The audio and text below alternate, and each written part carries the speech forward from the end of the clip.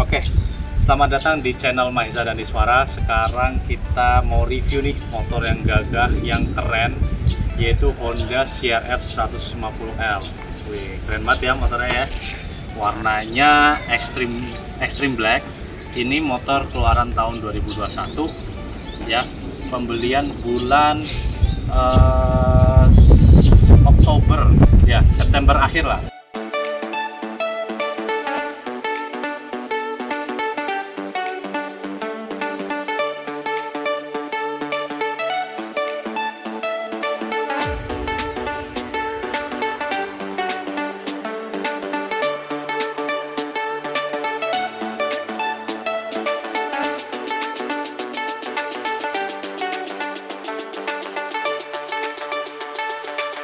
Masih baru. Oke, sekarang kita lanjut aja ke intinya. Kita mau review lebih dalam dan lebih ini. Kita dari bagian depan dulu ya. Pertama dari bagian kepala. Ya, sini. Di sini dia berbahannya plastik, tapi lumayan kokoh ya. Jadi nggak usah khawatir buat ngemplek-ngemplek kalau pas lagi ngetrail. Terus sininya dia masih pakai lampu bohlam standar, warna kuning ya kalau malam, dan lumayan terang sih lampunya. Dan kalau dari sennya kita lihat ini masih pakai bohlam. Dia standar banget ya, belum ada LED. Oke, kita lanjut ke bagian speedometer ya. Oke, boleh lihat sebelah sini teman. Nah ini, oke, ini kita nyalain. Ini ada suara, itu suara dari injeksinya. Nah ini informasi dari speedometer ya. Pertama ada kecepatan. Ini semua udah digital ya. Ini untuk speedometernya. Terus ada bensin, indikator bensin, ada odometernya, terus ada trip A, trip B, dan itu sih simple aja. Terus ada bagian instrumen-instrumen. Di sini kita lihat ada engine cut off ya. Terus sini ada starter, sini gas, ini juga ada lampu dim, ini juga ada lampunya, lampu jarak jauh, ini dimnya, ini ada tulisan pas, terus ada klakson. Terus ini ada sen. Nah lampunya ini dia AHO, auto headlamp on, jadi nggak bisa dimatiin ya. Nah itu perlu dikhawatirkan juga, takutnya makan aki juga. Nah sekarang kita coba dengerin lagi suaranya ya. Kita starter dulu. Nah ini kondisi suara dari knalpot standar, lumayan ngebas sih. Cuma kalau untuk performa mungkin bagusnya diganti.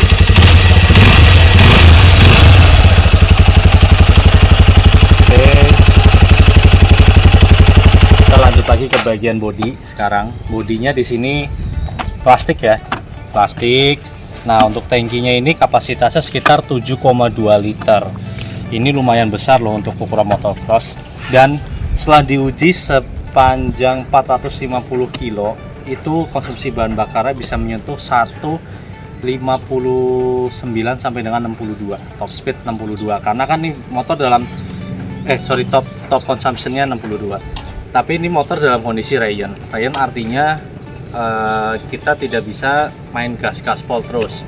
Di sini Ryan ini pemakaiannya kita menggunakan gear tinggi tapi kecepatan tidak lebih dari 60 km per jam gitu. Dan itu juga single seat, kita nggak ada boncengan. Nah untuk sekarang kita lanjut lagi ya ke bangkunya. Bangkunya sih dibandingkan kompetitor nih lumayan ya, apalagi yang kompetitor yang dominan dengan warna biru itu jujur itu keras banget.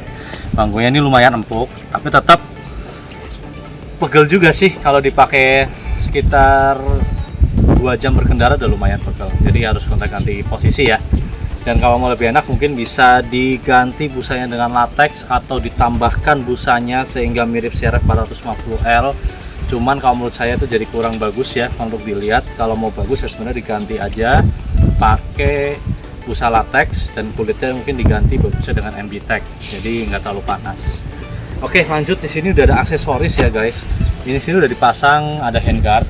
Ini sama pemiliknya dipasang dengan merek Protaper. Terus ini handguard juga.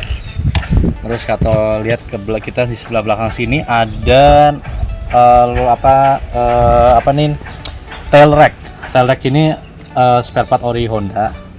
itu pilih sekitar harga 350.000 satu ini. Semua udah lengkap, nanti sudah ada pemakaian pasangnya. Di sini dia diikat di dalam sini. Di sini terus di sebelah knalpot sini juga ada. Oh, bautnya copot, guys. Iya, bautnya copot. Nah, habis itu kita lanjut lagi ke bagian sektor mesin. Nah, ini mesinnya menggunakan mesin SOHC berpendingin udara, nggak ada radiator ya guys, nggak ada. Ini benar-benar mod standar aja, tapi kalau dipakai buat harian sih nggak terlalu panas ya sebenarnya ya. Dan mesinnya ini juga dua klep ya. Jadi kalau kita lihat mungkin secara fisik ini mesinnya terlihat seperti punya Honda Mega Pro Mono sama Honda Verza ya, CB Verza. Cuman kalau menurut PT AHM ini mesin ini tidak 100% sama. Jadi apa sih yang bikin beda? Nah, ini sering banget nih di perbincangan sama orang-orang yang mau beli CRF. Aduh, masa beli CRF mesinnya sama kayak CB Verza? Oh, enggak sama menurut PT AHM. Jadi yang bikin beda pertama settingan injeksinya.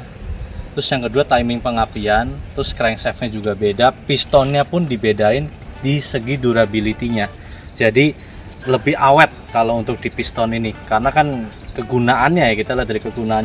Ya itu aja sih sebenarnya yang bikin beda. Mungkin kalau yang bagian instrumen dalam mungkin ada yang teman-teman yang pernah coba bongkar, mungkin boleh tulis di kolom komentar supaya teman-teman yang lain bisa tahu nih, jadi perbandingan juga kalau mau ngambil motor ini gitu. Oke. Selain itu kita juga lihat ada aksesoris lain di bawah sini. Ini ada engine guard. Fungsinya ya tentu saja kalau untuk melindungi motor dari batu-batu, tanah-tanah gitu kan, supaya tidak langsung ke mesinnya. Terus ini aksesoris tidak bawaan dari dealer ya. Dealer kita beli di luar dari dealer. Sini juga ada heels protector ya, untuk melindungi body frame-nya ini kan kalau di bawah sini ada sambungan ini. Nah, supaya tidak kena sepatu pakai ini. Sebelah kirinya juga ada sebelah sana. Oke, dari mesin udah, dari tangki udah, dari body udah, sekarang kita ke sektor kaki-kaki. Nah, ini yang spesial. Honda menyematkan suspensi upside down dari Showa. Itu ukuran cukup lumayan besar, 37 mm, dan itu rasanya cukup stiff ya. Motor ini dipakai cukup stiff dan dia tidak bottoming gitu. Dan ini enak sih buat pakai, namanya juga license ya, CRF 150L. L itu artinya license. License-nya artinya Honda menciptakan motor ini yang bisa dipakai untuk di jalanan. Kalau kita lihat murni dirt bike itu kan bener-bener gak ada tuh yang namanya spion, gak ada tuh yang namanya headlamp, ada kan papan nomor, terus nggak ada yang namanya sen. Nah, kalau ini kan Honda dia menciptakan supaya bisa nyaman dipakai untuk harian juga. Oke, dari kaki-kaki sama pemiliknya tadi udah ya, suspensi ya. Suspensi impresinya sih bagus ya, enak dipakai juga. Kalau dari kaki-kaki ini ban ini sebenarnya sudah diakses oleh pemiliknya. Yang normalnya itu 275 atau 2,75 ya, menjadi 300 atau 3,00. Ban aslinya itu menggunakan IRC GP Trail ya, yang 22F kalau nggak salah. Nah, ini diganti dengan menggunakan Dunlop yang serinya D605. Dan kalau saya coba itu lumayan nyengkram sih kalau untuk yang Dunlop ini ya, karena ukuran ban juga lebih lebar dan tapaknya juga lebih bagus sih. Di sini tapaknya dia ada jalur airnya juga. Ya lumayan sih kalau dipakai di dalam pas lagi hujan khususnya, itu nggak terlalu, kita lebih pede aja, feelnya lebih pede dan emang lebih ngegrip ketimbang ban yang standarnya. Oke, dari kaki, dari ban kita peleknya ini menggunakan pelek 21 inch. Ini gede banget peleknya dan asli enak sih buat meredam getaran, karena memang pelek jari-jari ini didesain supaya bisa lebih elastis. Jadi kalau ketika ada getaran itu atau lubang, makadam ringan atau makadam berat pun dia nggak langsung patah ataupun penyok seperti kayak pelek-pelek casting pada motor-motor yang lain. Oke, kita ke sektor pengereman. Sektor pengereman sini sudah menggunakan disc brake ya. Disc brake, disc brake-nya depan belakang. Ini kalipernya dia menggunakan 2 piston, dan ini bawaannya dari Nissin. Ya oke lah, cukup untuk menghandle laju kecepatan motor ini. Dan oh ya, tadi lupa, ini bahannya aluminium ya. Untuk velgnya bahannya aluminium. Oke, kita lanjut ke kaki-kaki bagian belakang. Kaki-kaki bagian belakang kita lihat. Nah, di sini bannya juga sudah di upsize. Yang ukuran normal itu 410, ini jadi 460 dengan merek ban yang sama, Dunlop D605. Ringnya ring 18, bahannya juga sama, aluminium. Dan ini ringan dan kuat loh, enak juga sih dipakai. Dan ini yang saya bilang tadi juga, yang di belakang itu bedanya sama yang ban bawaannya, dia sisi kemiringan rodanya. Nah kalau di sini ban ini dia lebih miring guys, jadi kalau misalnya mau, ya ini bukan berarti ini aman buat cornering, enggak ya, maksudnya mungkin kalau kita sedang dalam perjalanan on road, kita lagi touring capek terus auto ada belokan, ini lebih bagus dan tidak rawan untuk kepleset. Untuk gearnya, ini gearnya masih standar banget, ini buatan bawa dari Honda. Itu belakang menggunakan gear 49, yang depan sana menggunakan gear 15, jadi 1549. Rantai pun masih standar. Ini kalau dari Honda juga sudah dapat pelindung rantai, terus dapat tensioner juga di bawah, dan suspensi belakangnya menggunakan Prolink. Itu sudah ada gasnya juga, jadi bisa disetting ketinggiannya. Dan oke, kita lanjut lagi ke sisi sebelah sini ya. Oke, ini swing armnya standar ya, swing arm kotak, tapi lumayan sih, dipakai juga enak. Ini juga menggunakan Nissin 2 kaliper ya kalau nggak salah. Ini juga sudah disc brake, dan ini cukup pakem remnya. Oke, dari sektor kaki-kaki seperti itu. Mungkin kalau teman-teman yang lain pengguna CRF ada yang mau berkomentar atau mungkin mau berbagi kisah nih mengganti motor ini menjadi supermoto, boleh nanti komen di bawah ya, supaya teman-teman yang lain juga tahu nih, kita sama-sama saling sharing. Nah sekarang udah ya, dari kaki-kaki udah. Oh ya, lampu belakang ini sama kayak depan, masih pakai bohlam. Terus ini juga pakai lampu stop lampnya juga pakai bohlam juga, ini juga pakai bohlam. Terus ini juga pakai bohlam. Dan oke. Oh ya, satu lagi sebelah sini. Ini nih fitur tersembunyi dari Honda CRF 150R. Nah ini guys, ini tahu nggak fungsinya buat apa? Ini buat naruh helm. Jadi gini cara makainya, kita ambil dulu kunci utamanya. Nah kita ambil ini kuncinya, ini kita pakai ya, colokin, putar. Terus helmnya, bentar ya, saya ambil helmnya dulu.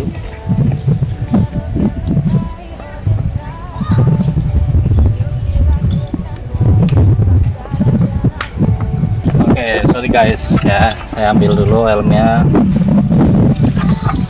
Ini kunci dulu. Nah ini buat begini. Habis itu udah kita pakai.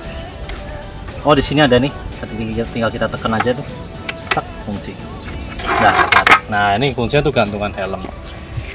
Jadi ini gitu. Terus ini ada gantungan helm. Saya itu juga ada toolbox di belakang sini. Nah ini toolboxnya kecil sih, cukup lah untuk nyimpan kunci-kunci, tapi jangan begitu harap banyak dengan penyimpanannya, tapi oke lah. Nah setelah itu semua, ini saya mau share dari ownernya cerita. Jadi kalau masalah helm itu tergantung dari kebijakan dealernya masing-masing ya. Ada memang yang dealer dia sudah memberikan helm yang full face. Itu pasti keren banget, teman-teman juga pasti udah tahu ya helmnya sekeren apa. Cuman kebetulan untuk pembelian unit ini dapat yang ini. Ini helm standarnya untuk Honda CRF. Oke, modelnya kayak Pilus, cuma dikasih ini aja, tapi oke lah, cukup. Nah habis itu kita lanjut lagi, bagaimana sih impresi berkendaranya. Jadi perlu teman-teman tahu, tinggi saya 174, berat badan saya 95 kg. Memang ini sih tinggi seatnya tuh 869 mm. Ini lumayan cukup tinggi ya, tapi kalau dipakai suspensinya ambles, tenang aja. Kalau menurut saya yang dengan tinggi badan 165 atau mungkin 160 itu bisa lah untuk pakai motor ini. Kalau di 170 ke atas itu sudah tidak perlu lagi jinjit. Coba kita lihat aja ya. Ini. Ini. Oke. Ya oke lah, masih jinjit tapi setidaknya tidak jinjit balet. Jinjit balet kan seperti ini. Nah ini kenapa bisa saya jinjit, karena memang ya dari bodi badan saya juga, pak saya juga ukurannya lumayan besar sehingga cukup memakan ruang. Nah tapi kalau dari riding position sini nyaman banget, enak banget. Pakai juga saya pernah pakai motor ini sekitar jarak 40 kilometeran. Itu tidak pegal, paling pantat aja sih. Memang ini agak keras ya, tapi lumayan ketolong ya dengan suspensinya yang cukup empuk yang belakang. Kalau riding position nyaman ya, ergonomis banget. Terus kopling juga nggak begitu keras. Cuma nanti perlu paling ketika motor ini datang, teman-teman bawa ke bengkel Honda untuk setting koplingnya. Koplingnya memang dia agak terlalu di ujung. Nah, setting agak turun ke belakang. Terus ini sudah nyaman lah, pokoknya nyaman, enak. Dipakai juga enak, posisi dulu juga kayak orang nongkrong begini. Oke, untuk riding positionnya tadi udah. Sekarang kita kasih lihat lagi teman-teman bodinya secara keseluruhan. Memang sih motor ini dari sudut manapun juga tetap ganteng, mau dari depan, dari belakang, dan yang bikin keren juga terlihat lebih ganteng juga.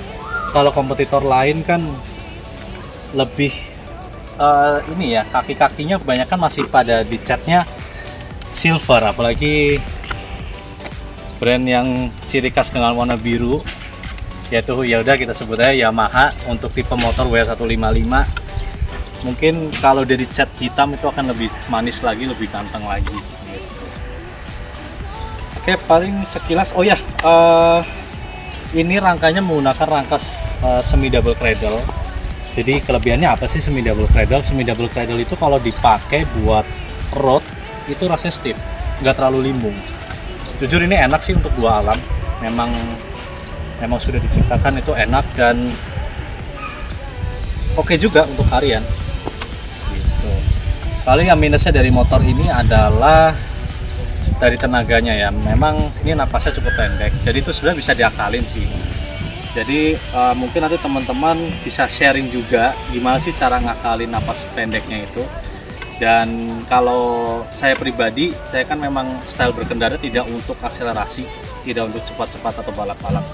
Tapi setidaknya dengan kecepatan segini sih saya cukup. Oke, teman-teman gitu aja reviewnya, dan kita take a look deeper aja ya, nggak usah yang bagaimana. Yang penting teman-teman sekiranya sudah jelas, dan mudah-mudahan dengan adanya video ini teman-teman juga dapat bayangan untuk membeli motor ini. Kira-kira worth it nggak sih untuk dibeli dengan harga, oh ya, harganya di kawasan Bekasi itu sekitar 34.300.000. Nah ini untuk warna ini inden sekitar 1 bulan. Untuk STNK dan sebagainya sama plat ya, itu kurang lebih 3 minggu. Dan oke, sekian, terima kasih. Jangan lupa like, komen, dan subscribe. Terutama teman-teman yang punya pengalaman di motor ini yang jauh lebih lama lagi, boleh sharing di kolom komentar. Dan thank you, bye bye, see you on the next video.